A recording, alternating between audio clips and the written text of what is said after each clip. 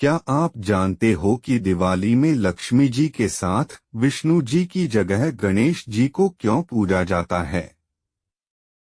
इसके पीछे एक रोचक कहानी है। लक्ष्मी और गणेश जी की पूजा का जिक्र कई पौराणिक कथाओं में हुआ है।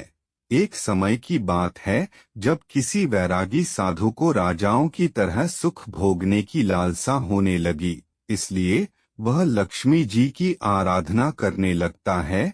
उस साधु की आराधना से प्रसन्न होकर लक्ष्मी जी उसे दर्शन देती हैं और साधु को वरदान देती है कि उसे सम्मान और उच्च पद प्राप्त होगा।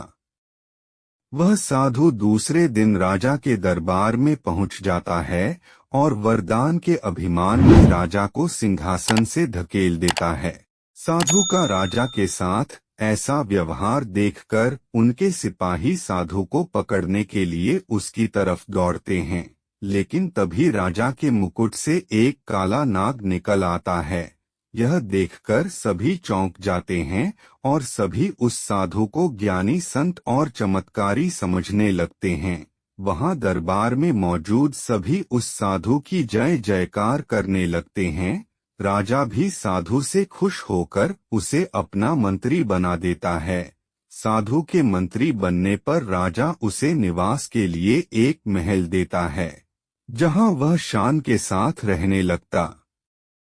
कुछ समय बाद एक दिन साधु राजा के हाथ पकड़कर उसे दरबार से खींचते हुए बाहर ले जाता है। यह देखकर उसके दरबारी भी पीछे पीछे भागने लगते हैं। सभी के दरबार से बाहर निकलते ही भूकंप आता है, जिसमें महल खंडहर बन जाता है।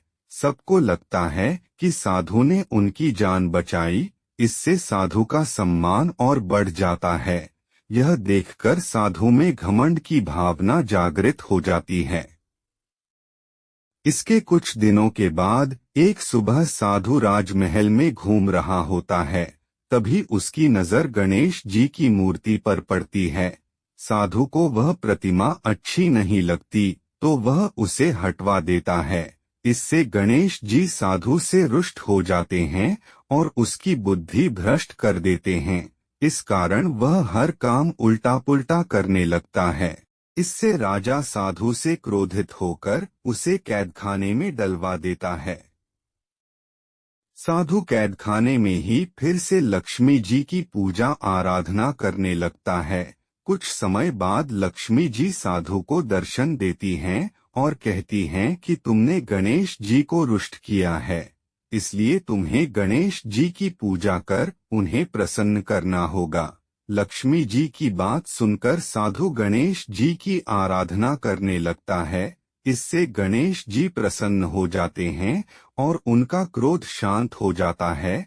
वह राजा के सपने में आकर साधु को फिर से मंत्री बनाने के लिए कहते हैं। राजा दूसरे दिन साधु को कैद से आजाद कर फिर से मंत्री बना देते हैं।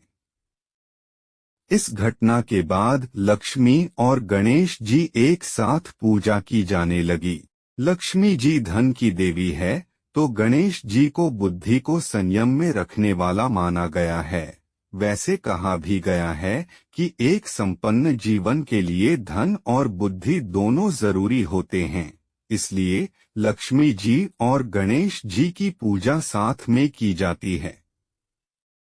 इस कहानी से यह सीख मिलती है कि हमें अहंकार नहीं करना चाहिए, क्योंकि अहंकार के कारण जो हमारे पास है वो भी हमसे छिन सकता है।